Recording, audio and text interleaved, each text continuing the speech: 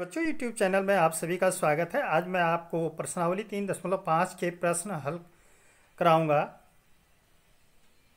प्रश्नावली को ध्यानपूर्वक देखें, वीडियो को ध्यानपूर्वक देखें और समझें। जैसा कि पिछली वीडियो में मैंने विभाज्यता के नियम बताए थे, तो उसी से संबंधित पहला प्रश्न,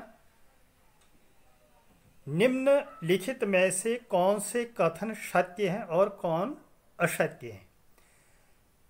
हमें दोनों चीज़ें यहाँ लिखनी पड़ेंगी, सत्य और असत्य।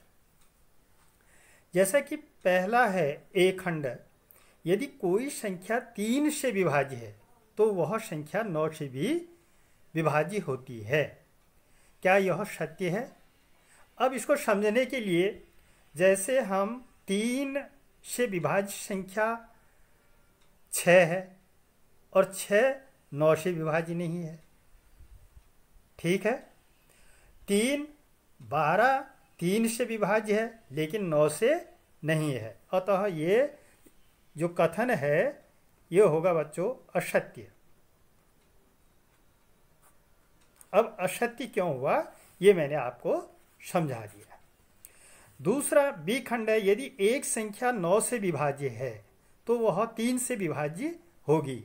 यह सत्य होगा क्योंकि 9 बड़ी संख्या है और 3 का गुणज है, अतः 9 से विभाज्य जितनी संख्याएं हैं, 18 है, 27 है, 36 हैं, तो ये 3 से भी विभाज्य होंगे। ये सत्य होगा। समझना भी पड़ेगा कथन को, तब जाकर के आप सत्य और असत्य लिख सकते हैं। फिर है, एक संख्या 18 से विभाज्य होती है यदि वह 3 और 6 दोनों से विभाज्य होती है। अब ध्यान दीजिएगा, जैसा कि एक संख्या 18 से विभाज्य होती है यदि वह 3 और 6 दोनों से विभाज्य होती है। अब जैसे 24 है, ध्यान दीजिएगा बच्चों, 24 है, 24 3 से विभाज्य है और 6 से भी है, लेकिन 18 से विभाज्य नहीं है, तो इसको हम लिख देंगे असत्य। आपको उदाहरण देखने पड़ेंगे। असत्य, ये कथन सत्य है या असत्य है, इसको जानने के लिए आपको समझना भी पड़ेगा, क्योंकि 24 3 से विभाज्य है और 6 से भी विभाज्य, लेकिन 18 से नहीं है। ये कथन ये कहता है कि एक संख्या 18 से विभाज्य होती है यदि वह 3 और 6 दोनों से विभाज्य होती है। यदि एक संख्या 9 और 10 दोनों से विभाज्य होती है, 9 और 10, तो शून्य आएगा, 90 हो जाएगा, तो 90 से भी विभाज्य होगा। ये सत्य होगा आपका, ठीक। ये क्या हुआ? सत्य। अच्छा, यदि दोनों दो संख्याएं सह अभाज्य हों तो इनमें से कम एक अवश्य ही अभाज्य संख्या होगी, ठीक। तो ये भी असत्य होगा। इसमें दोनों अभाज्य होंगे तब दोनों सहअभाज्य होंगे, ठीक है। 4 से विभाज्य सभी 8 से भी विभाज्य, 4 से विभाज्य सभी संख्याएं 8 से भी विभाज्य होनी चाहिए, ठीक है। अब देखो, ध्यान दीजिएगा, 4 से विभाज्य, 4 दूना 8, 4 तियां 12। अब 12 ऐसी संख्या है जो 4 से विभाज्य लेकिन 8 से नहीं होगी, तो ये असत्य,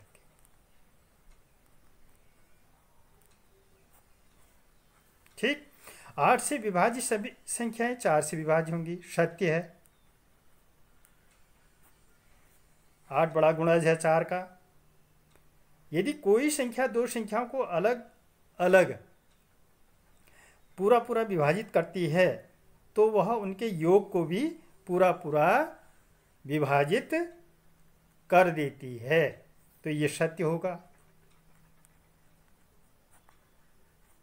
ठीक। यदि कोई संख्या दो संख्याओं के योग को पूरी तरह विभाजित करती है तो वह उन दोनों संख्याओं के अलग अलग भी विभाजित करेगी। जैसे अब 3 और 1 4 हो गया और 2 का भाग 4 में चला जाता है, लेकिन दोनों को विभाजित नहीं कर पाएगी, तो अतः यह अशक्य है बच्चों। जैसे हमारे पास है ना, यदि कोई संख्या दो संख्याओं के योग को पूरी तरह विभाजित करती है तो वह उन दोनों संख्याओं को अलग अलग विभाजित करे, अशक्य। समझना भी पड़ेगा, ये हो गया। ठीक, तो ये इस प्रकार से सत्य और असत्य स्टेटमेंट जो हैं, कथन हैं, और इनको समझने के लिए मैंने बता दिया है, समझा दिया है। अब है अगला प्रश्न। अगला प्रश्न है, यहाँ 60 के लिए दो भिन्न भिन्न गुणनखंड वृक्ष दिए हैं, इनमें अज्ञात संख्याएं लिखिए। देखिए, जैसे 60 का ये 6 है और ये 10 हो गया, 6.60। अब 10 का ये 5 है, तो यहाँ क्या आएगा, 2। क्या लिखेंगे हम रिक्त स्थान पर, 2। यहाँ 6 का यहाँ 2 है, तो यहाँ कितना लिखेंगे, 3। अब 3 दूना 6 पंजे 30 दूना 60। ठीक इसी प्रकार अब यहाँ देखिए, ये 30 है, 30 दूना 60, यहाँ 2 आ गया। ये 10 है, ये 3 आ जाएगा, 10 तियाँ 30। अब ये कितना हो जाएगा, ठीक है, इसको 2 और 5 कर दीजिएगा। ठीक, 5 दूना 10 तियाँ 30 दूना 60। है समझ में, ये हमारा इसमें रिक्त स्थान भर दिया हमने। अब है चौथा प्रश्न, इसमें देखिएगा, 4 अंकों की सबसे बड़ी संख्या लिखिए। सबसे पहले अब मैं हल लिखूंगा यहाँ पर, तो लिखेंगे हम 4 अंकों की सबसे बड़ी संख्या, बड़ी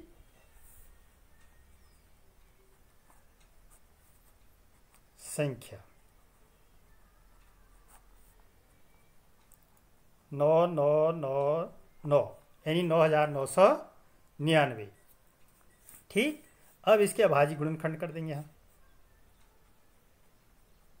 ध्यानपूर्वक देखिएगा, 3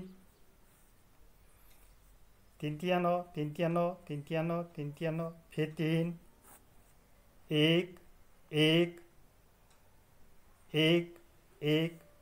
ठीक है, फिर 11 का चला जाएगा, 11 का 11 0। अब 101। ये इसके अभाज्य गुणनखंड हो गए। तो हमने इसको लिख दिया अब 9999, यानी 9999 के अभाज्य गुणनखंड हुए 3 गुणा 11 गुणा 101। ठीक, अब है 5 अंकों की सबसे छोटी संख्या लिखिए और उससे अभाज्य गुणनखंड के रूप में व्यक्त कीजिए। देखिएगा हल, 5 अंकों की सबसे छोटी संख्या। हल, 5 अंकों की सबसे छोटी संख्या। 5 अंकों की सबसे छोटी संख्या हो गई, 1 के बाद 4 जीरो रख देंगे, यानी 10,000। इकाई दहाई सैकड़ा हजार 10,000, 10,000 हो गई। अब इसके हमने अभाज्य गुणनखंड लिखने हैं। ठीक, इसके अभाज्य गुणनखंड लिख देंगे। पहले हम 2 का देंगे, 2 पंजे 10, 5,000। फिर 2 का देंगे, 2 दूना 4, 2 पंजे 10, 2,500, यानी 2,500। फिर 2 का देंगे, 2 1 का 2, 2 दूना 4, 2 पंजे 10। फिर 2 का देंगे। ठीक, ध्यान दीजिएगा कैसे देते हैं, 2 छक्के 12, 2 दूना 4, 2 पंजे 10। अब 5 2 7 6 13, यानी 5 है तो 5 का भाग देंगे, इकाई का अंक 5 है। नियम बताए थे। ठीक, 5 इक्का 5, 5 इक्का 5, 5 दूना 10, 5 पचा 25, फिर 5 का दे दीजिए 25। अब 5 का देंगे तो मैं यहाँ लिख देता हूँ 5। ठीक, फिर 5 का देंगे 1। तो इसके जो फैक्टर हैं, गुणनखंड हैं 10,000 के, वो हो गए बच्चों, ध्यानपूर्वक देखिएगा, 1 2 3 4, 2 गुणा 2 गुणा 2 गुणा 2 गुणा 5 गुणा 5 गुणा 5 गुणा 5। ये 5 25 पंजे 125 पंजे 625 दुना, इस प्रकार से 1250 दुना। ठीक है, 1250 और ये 2500 दुना 50, 5000 दुना 10,000। इस तरह से इसके अभाज्य गुणनखंड हो गए। अब है छठा प्रश्न, बहुत ही रोचक प्रश्न है छठा। 1729 के सभी अभाज्य गुणनखंड ज्ञात कीजिए और उन्हें आरोही क्रम में व्यवस्थित कीजिए। अब यदि दो क्रमागत गुणनखंडों में यदि कोई संबंध है तो लिखिए। अब हल है बच्चों 1729 यानी 1729 के अभाज्य गुणनखंड कर देंगे। 7 से जाएगा, 7 दूना 14, 3 32, 7 चौक 28, 7 सत्ता 49। ठीक, फिर 13 से जाएगा,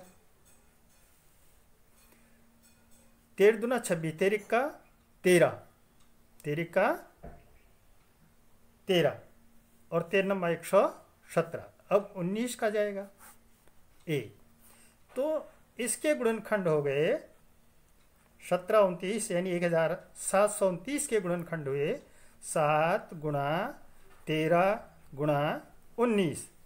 अब दो क्रमागत गुणनखंडों के बीच 6 का अंतर है, 7 6 13, 13 6 19। तो दो क्रमागत गुणनखंडों